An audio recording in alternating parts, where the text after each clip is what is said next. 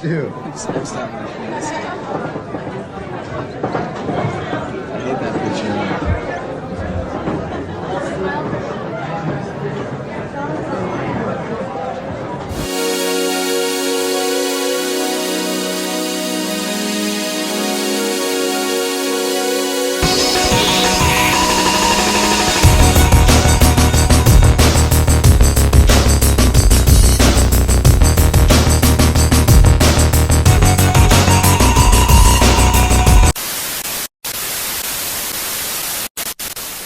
Hiya! Welcome! Well, about a week ago, I was looking on EMP, as I often do at the end of the week, to see what new releases or re-releases, in this case, that they've put up regarding Funko Pops. And I saw a couple of Pops that are a few years old now. I think 2016 is the release date for these.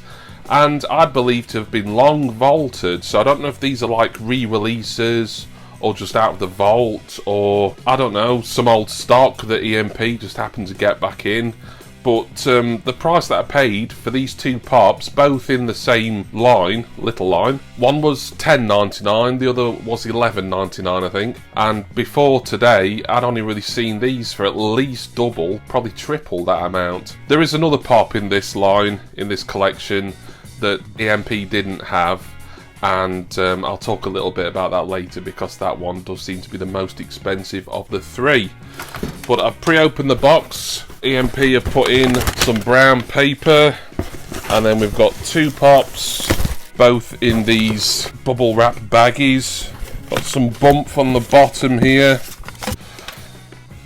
Not seen that before. It's nice that you chose an EMP product. If you can't find a UK responsible person on the products, please don't hesitate to contact blah blah.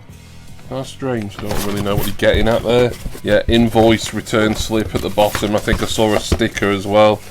Yeah, it's just the standard EMP logo sticker. It's not like a seasonal variant or anything. Right, let's get these Pops out. Doesn't really matter what order I do them in. So happy to add these to my collection though. I'd been looking for them a little bit, not a lot, but every now and again I'd think, oh yeah, I want those. And I've been looking at places like $7 a pop, occasionally eBay, but never really been happy to pay any of the prices that I've seen. And they've not always been available very often when I've been looking anyway. So the first Pop to show you is number 51 in the Pop Rocks line. It's Slash from Guns N' Roses. Wow, yes. So, yeah, this looks like a re-release to me. As when this originally came out in 2016, I think I've got that date right. That's what it said on the Funko app anyway. There's never as much of this text stuff, this warning choking hazard stuff on the bottom. Whereas that to me is an indicator that this is something that's now unvaulted and it's been reissued. So, fantastic. I think I've got a Hannibal Lecter Silence of the Lambs Pop that's similar to that, where mine's like a re-release of what originally came out. But number 51, Pop Rocks, and then a little look on the back. I won't go into that too much just yet, as I've got another one to show you. But Slash, of course, guitarist for Guns N' Roses. I like Guns N' Roses. I like Pop Rocks. This was a no-brainer. As soon as I saw this up on EMP, I thought, wow, yeah, gotta get it. Gotta have it. I will get Slash out briefly for you, as is always the case, or pretty much always the case with EMP. This Funko Pop box is in excellent mint, I would say, condition. Here he is. That's cool. That's very cool. Slash with one of his trademark top hats on. He's got his thick, curly black hair. Of course, he was rarely seen without a ciggy in his mouth back in the day. And of course a big pair of dark shades. Really captured the essence of one of the 80s and probably most of the 90s, I would say, most notorious but appreciated guitarists in rock music. Of course, he's holding a guitar there. Looks like he's playing right-handed. He's got a black vest on, ripped jeans, white sneakers. Oh, we can just see a tattoo on his arm. Well, I can anyway. It might be a bit difficult to show you. sort of in there where my finger's pointing. Brilliant. Love this pop ever since I saw it years ago when I first started collecting Funko. Glad to have it in the collection finally. So you can probably guess what's coming along now after Slash. Although, as I say, there is 3 in this line. Funny number, really, for Guns N' Roses, just releasing 3 of them. They did the same with the Sex Pistols, and that's a set that is really expensive second-hand, and I would love it.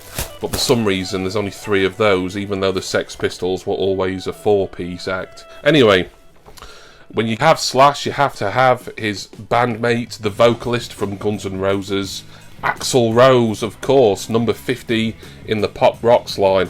So as you can see, the Guns N' Roses line is just of 3 here. Now it's number 52, Duff McKagan. He's the one who seems to be quite expensive and quite valuable. Surprising to me, really, as you think of Guns N' Roses and you automatically think of Axl and Slash first and foremost. Well, I do anyway. I mean, maybe there's more hardcore GNR fans than me out there who probably appreciate Duff McKagan more than I do. I would like to get Duff McKagan to complete this set and say, yes, I've got a complete Guns N' Roses Funko Pop collection, but I'm not willing to pay ridiculous money for him. It'd be cool if he got re-released like Slash and Axl have, but I don't know if that's the case or if it will be the case. Anyway, let's get Axl Rose out. Of course, Guns N' Roses, based out of LA, I think, California.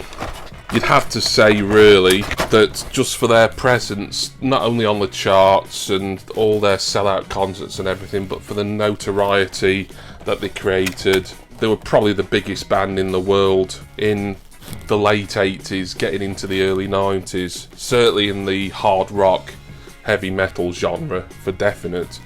They were kind of like probably the most talked about band in a way since the Sex Pistols some 10-15 years prior. Here's Axl Rose. I believe his real first name's William, correct me if I'm wrong. I love the bandana that he's got round his head, or would you call it a do-rag? He's got some stubble there. His hair is kind of like a strawberry blonde. Really captured him fantastically here. I love how he's holding his mic stand in that sort of pose. That looks really cool. He's got what I would call like a football jersey sort of thing on with the number 22. I don't know if that's significant. And I've just realised he's wearing a skirt or a kilt, which wasn't uncommon for him to do. I think he quite liked wearing kilts and things like that back in the day, and maybe he still does. I don't know if you could technically class it as a kilt because it's not tartan. This one isn't anyway. It's got a belt round it there with silver studs. Just his white socks there above his black boots. 2 brilliant pops. I love the Pop Rocks, as you know, and in recent months I've been collecting more of them. I'm still on the lookout for others, particularly ones that'll fit my collection, but I've sort of been breaking my own rules a little bit lately by getting some of the Pop Rocks and the pop albums that I really love, and I've not even got any music by the act in my physical music collection, but that is easily remedied. However, I do have Guns N' Roses in my collection. I will briefly show you this. I'm not going to go into a lot of detail over it because I did a video on this about 2 years ago. This was probably one of the first kind of brand new, not second-hand sort of premium items I bought when I started collecting vinyl records again about 2 years ago. And it's the audiophile anniversary edition of Appetite for Destruction. And really nice set, and I think this was on sale at the time and I got it for a really good price. I can't remember. There will be a video, and I'll try and remember to link to that video at the top of the description, where I'll go into the price and give you a closer look at this. But I just wanted to get this out again quickly to show you that there is Guns N' Roses legendary, I think it's their debut album, if not it might be their second, Appetite for Destruction. Really high quality reissue here. Fantastic stuff. So yeah, there is Guns N' Roses music to go along with the Guns N' Roses pops there. But great stuff from EMP, really happy. Price I paid, I think Slash was $10.99, he had a quid or 2 off for some reason. I think Axl Rose was either $11.99 or $12.99, but either way, under £13 each for both of these. As soon as I saw them, I thought, well, I'm not hanging around in case these become ultra popular and sell out really quick. And I don't think they have.